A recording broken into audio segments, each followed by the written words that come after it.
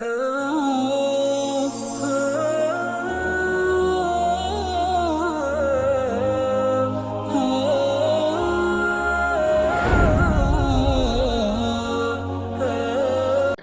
அலைக்கும் வரஹ்மத்துல்லாஹி வபரகாத்துஹு. இந்த புனித ரமலானுடைய மாதத்தின் இறுதி தருவாயிலே அதை விடை பெற்று செல்லக்கூடிய அந்த கடைசி நேரத்திலே நாம் இருந்து கொண்டிருக்கின்றோம்.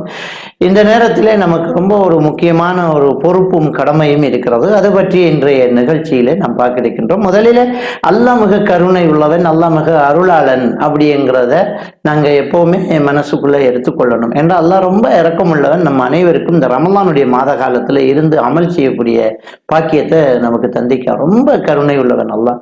எந்த அளவுக்குன்னு சொன்னா, அல்லாஹ் தஆலா நம்ம செய்யக்கூடிய ஒவ்வொரு நல்ல அமல்கள் மூலமாக நம்ம செய்த பாவங்களை அழிச்சுக்கிட்டு இருக்கிறோம். குறிப்பாக நம்ம உது செய்யும் போது நம்ம கையை கழுவுறோம் இல்லையா, அந்த கையை கழுவும் போது அந்த தண்ணீரோடு அல்லது அதனுடைய கடைசி துளியோடு கையால செய்த பாவங்கள் அழிக்கப்படுது. முகத்தை கழுவும் போது கண்ணால செஞ்ச பாவங்கள், காலை கழுவும் போது காலால செஞ்ச பாவங்கள் அழிக்கப்படுது அப்படிங்கிற ஹதீஸ் நபிகள் நாயகம் ஸல்லல்லாஹு அலைஹி வஸல்லம் அவர்கள் சொன்ன ஹதீஸ் நம்ம எல்லாருக்குமே தெரியும்.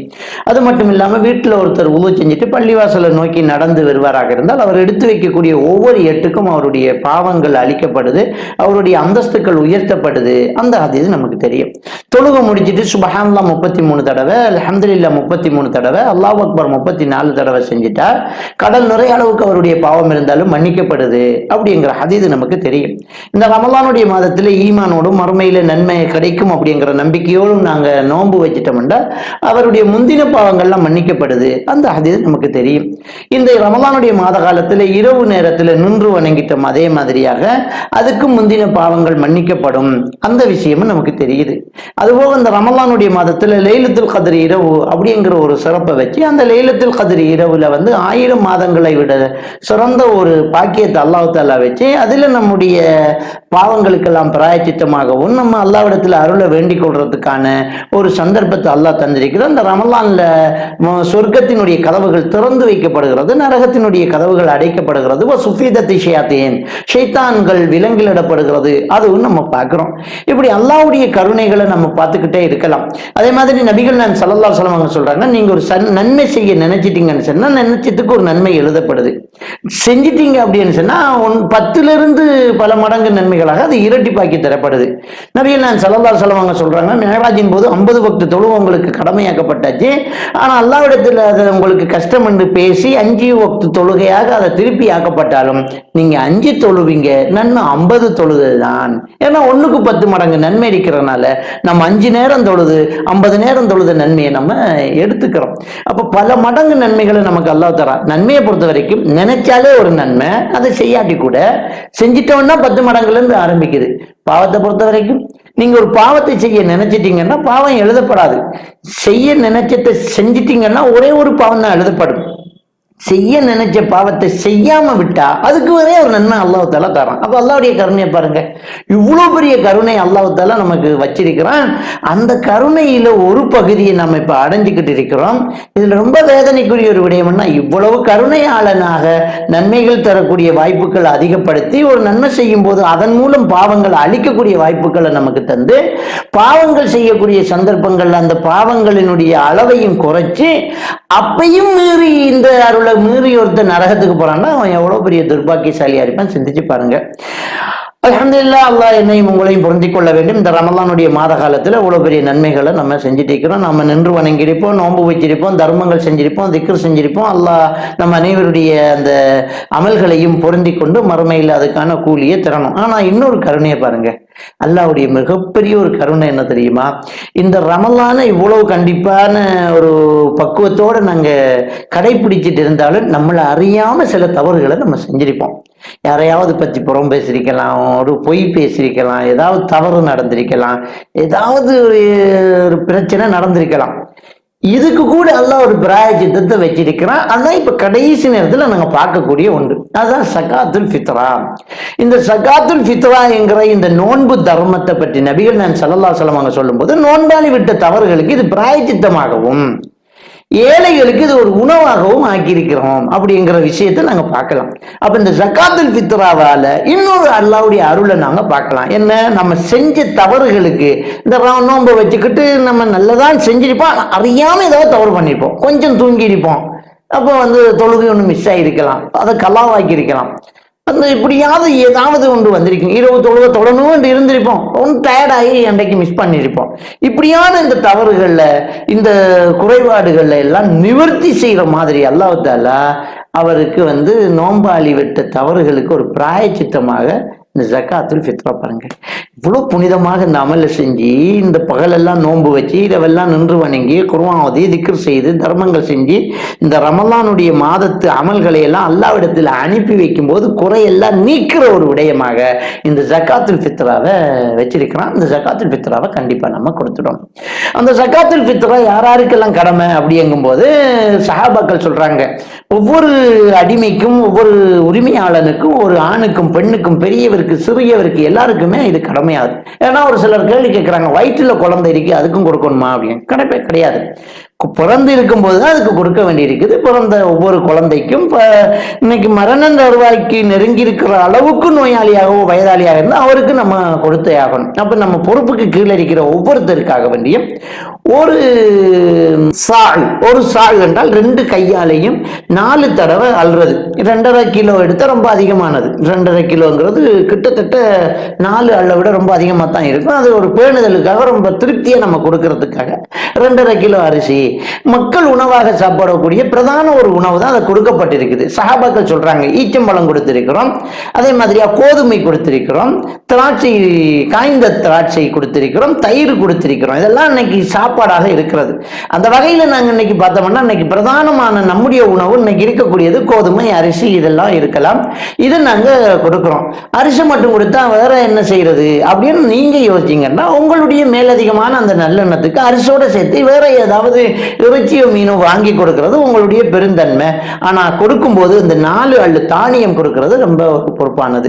ஒரு வீட்டில் ஒரு 3 பேர் இருக்கிறாங்க, ஒரு கணவன் மனைவி ஒரு குழந்தை அப்படின்னு சொன்னா அந்த 3 பேருக்கும் சார்பாக ஒரு 7.5 கிலோ அரிசி. அதை ஒருவருக்கும் கொடுக்கலாம், ஒரு குடும்பத்துக்கும் கொடுக்கலாம், பிரிச்சு 2 பேருக்கும் கொடுக்கலாம். அதை பற்றி எந்த தடையுமே மார்க்கம் நமக்கு தெரியல. ஆனா கண்டிப்பா அது கொடுக்கக்கூடிய நேரத்துல நாங்க இருக்கிறோம், இப்ப கொடுத்தே ஆகணும். அப்ப நாங்க இப்ப என்ன பண்ணணும் அப்படின்னு சொன்னா கண்டிப்பாக இந்த தர்மத்தை இப்பவே நம்ம செஞ்சிடணும்.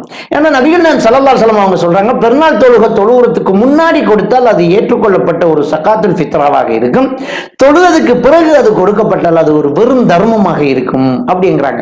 இந்த வாய்ப்பை நம்ம மிஸ் பண்ணிடக்கூடாது. இந்த ஸகாத்துல் ஃபித்ராவை கொடுத்து நோன்புல விட்ட தவறுகளுக்கு பிராயச்சித்தமாக நம்ம அதை செஞ்சிடணும். ஏன்னா நம்ம நிறைய தர்மம் செஞ்சிருப்போம், வேற மாதிரி தர்மம் செஞ்சிருப்போம். சில நேரம் ஒரு ஃபேமிலிக்கு ஒரு 10,000 ரூபாய் கொடுத்திருப்போம், 50,000 ரூபாய் கொடுத்திருப்போம், 20,000 ரூபாய் கொடுத்திருப்போம், 1000 ரூபாய் கொடுத்திருப்போம், அவங்களுக்கு ஏதாவது கொடுத்துருவோம். ஆனா ஸகாத்துல் ஃபித்ராவாக இதை கொடுக்கறதுக்கு நம்ம மறந்து போறோம். ரொம்ப கொடுக்கிறோமே அப்படிங்கிறதுனால இதை கொஞ்சம் கேர்லெஸ்ஸா இருந்துருவோம். கடைசியில பெருநாள் தொழுகைக்கு போய் நின்றுக்கிட்டு நம்ம யோசிப்போம், ஐயோ இதை செய்யலையே. அந்த நிலைமை வரக்கூடாது.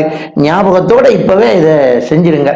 ஒரு சிலர் ரொம்ப வேதனைப்படுறாங்க, ஏன்னா வளமையா கொடுத்துட்டு இருந்தோம். இப்ப இருக்கக்கூடிய இந்த சூழ்நிலையில் இந்த COVID-19 இந்த பிரச்சனையினால நம்ம எல்லாம் முடக்கப்பட்டு வருமானம் இல்லாம அப்படியே இருக்கிற நேரத்துல கொடுக்கிறதா திங்கிறதா இருக்கிறதே போதாத ஒரு சூழ்நிலை. இப்ப நாங்க எப்படி ஸகாத்துல் ஃபித்ரா கொடுக்கிறது அப்படின்னு ஒரு சிலர் கேட்கிறாங்க. அல்ஹம்துலில்லாஹ் இப்ப நம்ம எடுக்கலாம். அதாவது இதை கொடுக்கக்கூடிய ஒரு நிலைமை இல்லை அப்படிங்கும் போது எடுக்கக்கூடிய அந்த குருபுல நாங்க வந்துடலாம். அப்ப ஒரு கேள்வி வரும், நம்ம தான் கொடுக்கலையே, அப்ப நாம விட்ட தவறுக்கு இது எப்படி பிராயச்சித்தமாகும் அப்படி என்றால் அல்லாஹ் ரொம்ப கருணை உள்ளவ பாருங்க. நபிகள் நாயகம் ஸல்லல்லாஹு அலைஹி வஸல்லம் அவர்கள்ட்ட ஒருத்தர் ஓடி வராரு, நான் அழிஞ்சிட்டேன் அப்படின்னு ஓடி வராரு. ரசூலுல்லாஹ் கேட்குறாங்க, என்னப்பா ரமலான் காலத்துல தான், என்னப்பா என்ன செஞ்ச? இல்ல நோன்போட மனைவியோட சேர்ந்துட்டேன், பாவம் செஞ்சுட்டேன் அப்படிங்கிறேன். அப்ப ரசூலுல்லாஹி ஸல்லல்லாஹு அலைஹி வஸல்லம் இதுக்கு என்ன பிராயச்சித்தம்னு கேட்டதுக்கு 2 மாசம் தொடர்ந்து நோன்பு வைங்க அப்படிங்கிறாங்க.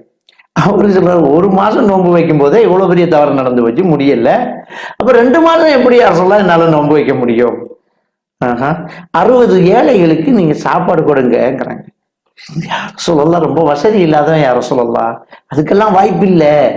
அப்போ அங்கேயே அவர் உட்கார்ந்துக்கிறாங்க. ரசூலுல்லாஹி ஸல்லல்லாஹு அலைஹி வஸல்லம் அவர்களும் அந்த சபையில இருக்கிறாங்க.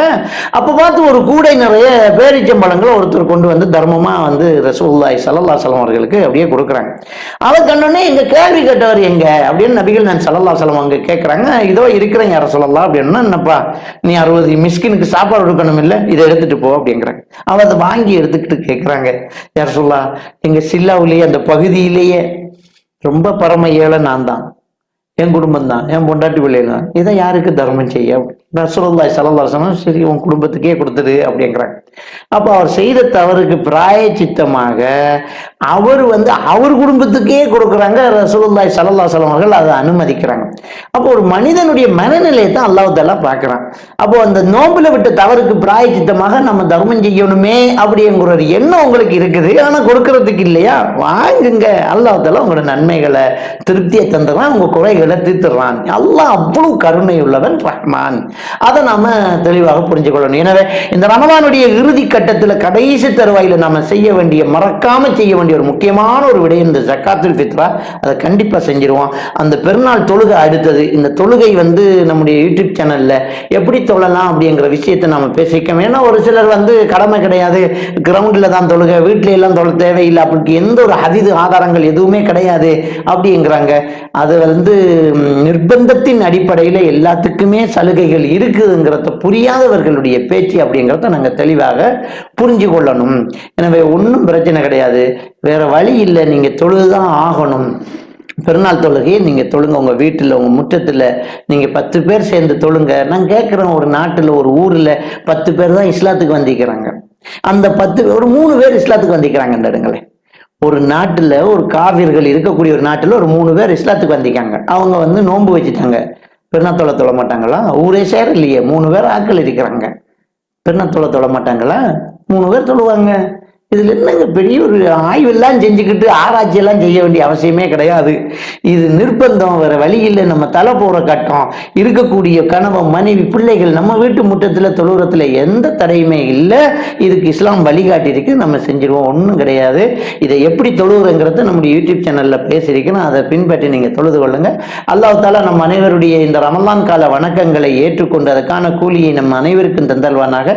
இன்ஷா அல்லாஹ் அடுத்த ஒரு வீடியோவில் உங்களை சந்திக்கும் வரை உங்களிடமிருந்து விடைபெற்றுக் கொள்ளும் நான் அப்துல் ஹமீத் ஷராயி. அஸ்ஸலாமு அலைக்கும் வரஹ்மத்துல்லாஹி